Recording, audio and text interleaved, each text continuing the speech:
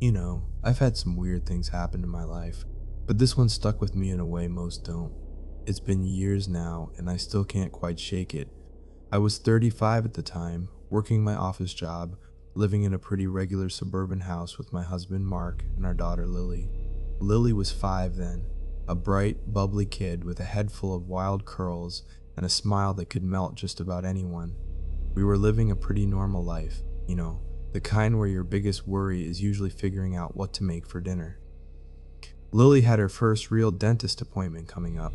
She'd had one checkup before, at one of those places that looked like a cartoon character threw up in it, all bright colors and big plastic toys.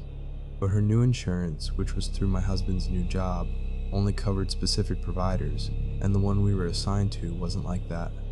It was called something like Pristine Smiles Pediatric Dentistry, which sounded fancy enough. It was in one of those newer office buildings, all glass and polished concrete, not far from the main highway. I remember getting the confirmation call a few days before her appointment. A really nice woman with a calm voice confirmed the day and time, and then she mentioned that Dr. Davies would be seeing Lily. I said okay, thank you, and that was that. I wrote it down on our kitchen calendar, right next to soccer practice and my grocery list. Mundane stuff, right? Just another thing to cross off the list. The morning of the appointment was pretty standard.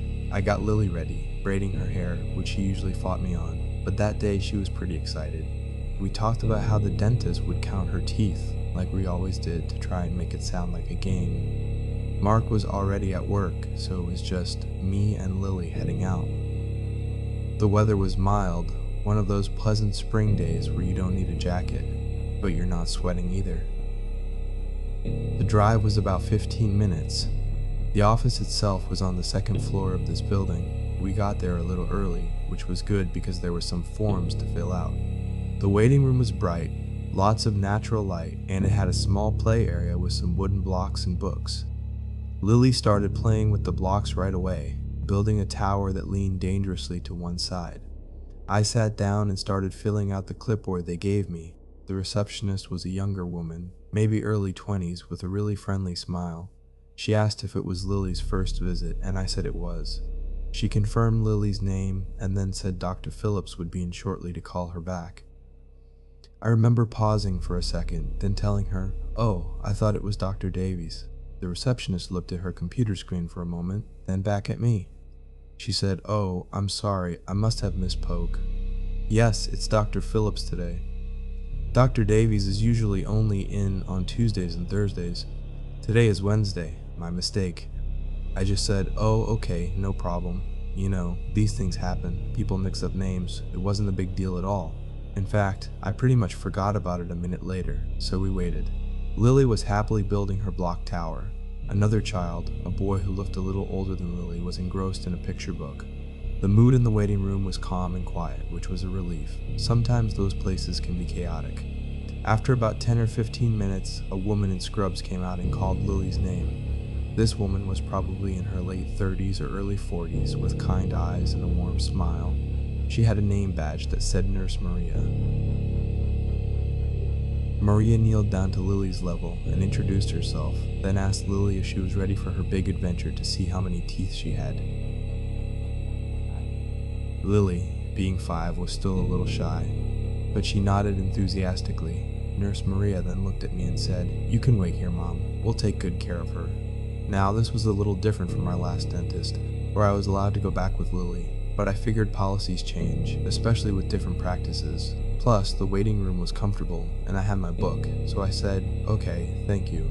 Nurse Maria took Lily's hand, and they walked down a hallway. I watched them go until they turned a corner and disappeared from sight. Lily waved goodbye over her shoulder, still smiling. I settled in with my book, feeling pretty relaxed. I read a few chapters, checking my watch every now and then. It felt like a pretty standard amount of time for a routine checkup, maybe 20 or 25 minutes. Then I saw Nurse Maria coming back down the hallway, alone. My stomach did a little flutter, like when you're driving over a small hill too fast. She had Lily by the hand, but something was off. Lily was usually so full of energy, but she was walking slowly, almost dragging her feet. Her shoulders were slumped, and her head was down. Her hair was a little disheveled, not perfectly braided like when we came in, and her face was pale. Not just a little pale, but almost a grayish white, and her lips were pressed into a thin, tight line. Her eyes were wide and red-rimmed, like she'd been crying, though I didn't see any fresh tears. Nurse Maria brought Lily over to me, and all she said was, "All done." She didn't smile the same way she had before.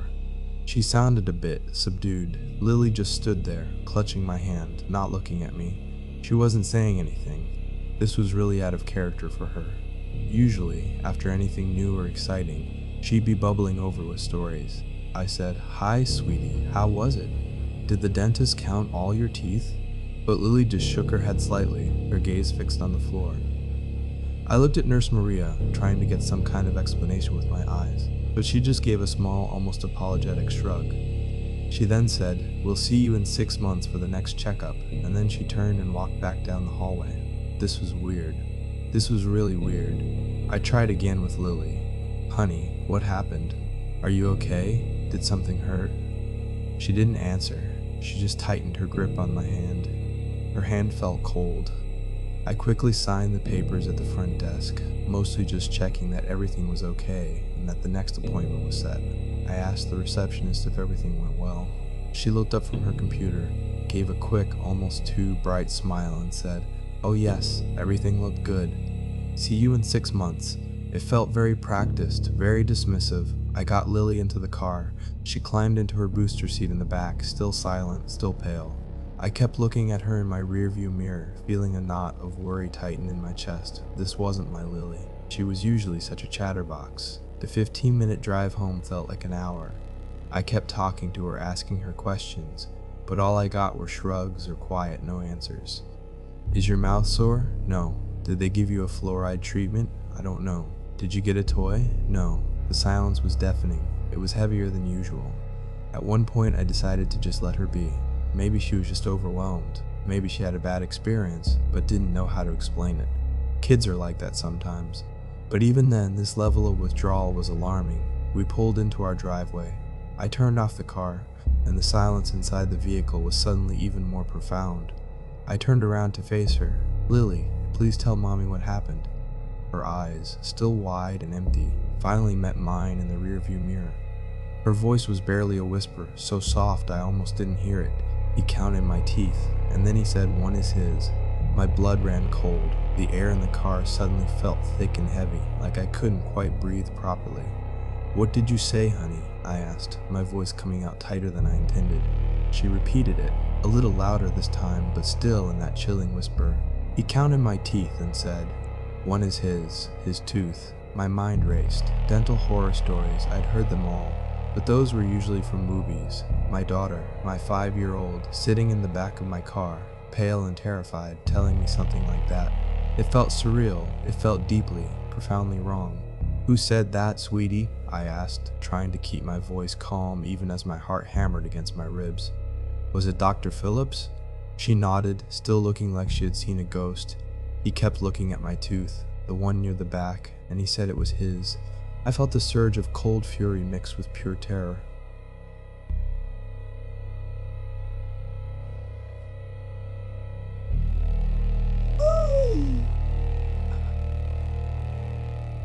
I was out of the car, unbuckling her, pulling her into a hug so tight she almost squawked.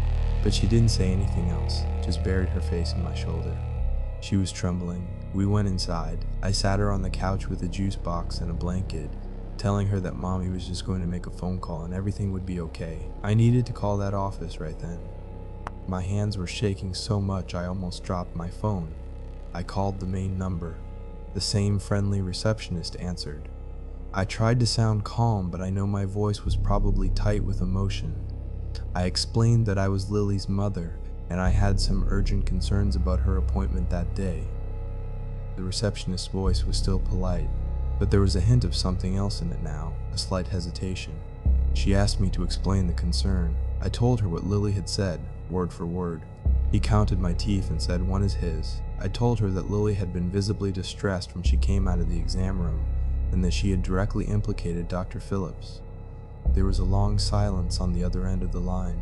I could hear the faint sounds of an office, distant phones ringing. Then the receptionist spoke, and her voice was no longer friendly. It was stiff, professional, and had an edge of bewilderment.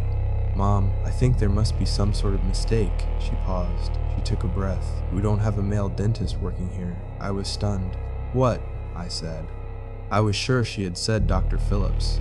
I reminded her that she herself had confirmed Dr. Phillips would be seeing Lily. She replied, "Yes, that's correct.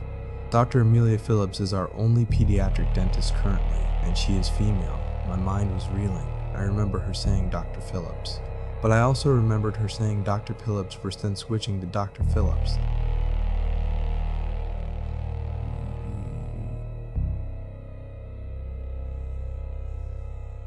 Remember her saying Dr. Phillips. And the one who actually saw Lily had to be the one Lily was talking about. Was I going crazy? Or was this receptionist trying to cover something up? I insisted. I said, "No, I specifically asked about Dr. Davies, and you said it was Dr. Phillips." And Lily said he was a he, and she was absolutely terrified. The receptionist seemed to get even more flustered. She said, "Ma'am, I can assure you, we do not have any male dentists here. Dr. Phillips is our lead dentist, and she is a woman. Perhaps your daughter was confused or misinterpreted something. Pediatric visits can be scary for young children." I felt myself getting angry.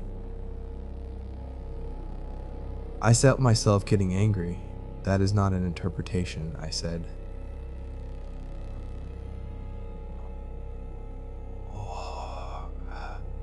"This isn't just a child being scared. Something happened. You need to tell me who saw my daughter." Then she said something that made the hair stand up on the back of my neck. "Ma'am, this is going to sound very strange, but that exam room number 3, where Dr. Phillips usually sees her patients, has been under renovation for almost a month. It's completely closed off right now for plumbing and electrical work. No patients or even staff have been allowed in there.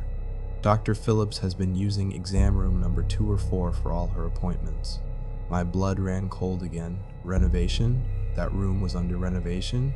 But Lily went into an exam room down the hall. Nurse Maria took her there. She came out of there. I remember seeing the door. It looked like a regular exam room door. I stammered, "What? That's impossible." Nurse Maria took my daughter into a room down the hall. She was in there for at least 20 minutes. The receptionist was quiet again. Then she said, "Ma'am, could you please describe this Nurse Maria to me?" I did. I described her as best I could. Late 30s, early 40s, kind eyes, name badge. The receptionist then said, "We have 2 nurses with kind eyes, Maria and Miriam. Maria, however, is on maternity leave and has been for the past 2 months. Miriam is here today, but she usually works with Dr. Miller, who is a general dentist on the 3rd floor. She never works with the pediatric group." Every single thing she said just piled on top of the last, making less and less sense. There's no male dentist. The room was under renovation. The nurse was on maternity leave. I felt like I was in some kind of twisted dream.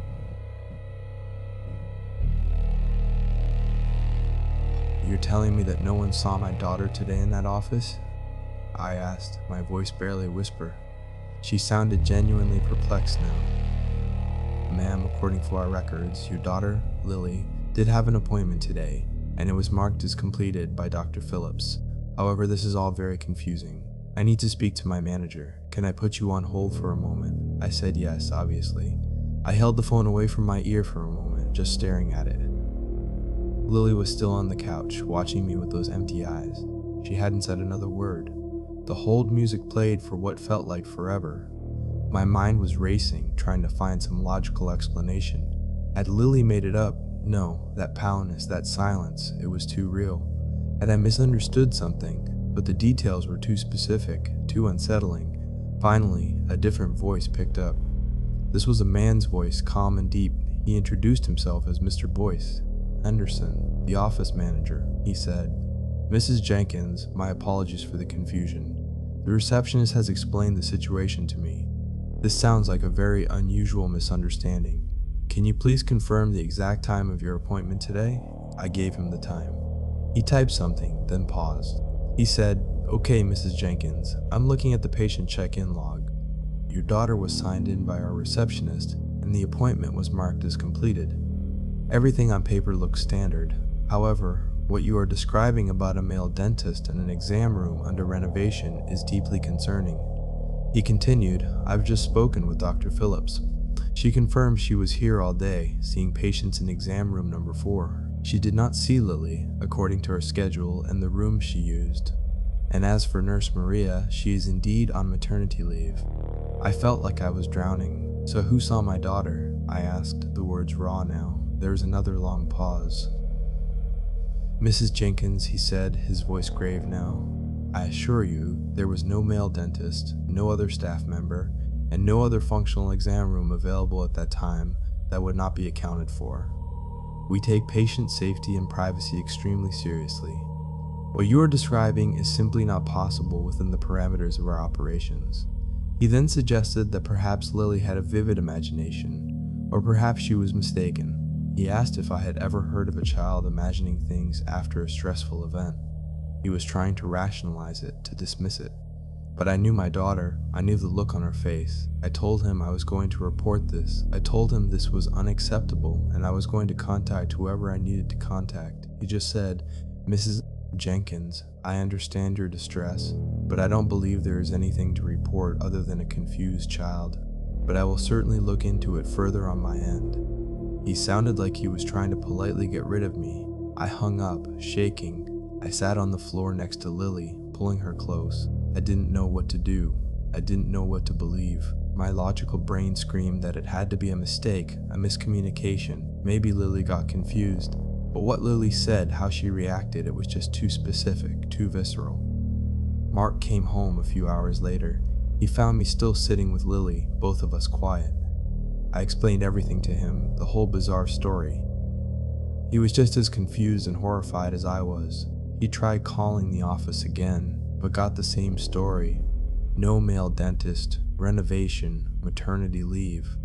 They even suggested we bring Lily back for a free follow-up consultation with Dr. Phillips so she could meet the actual dentist.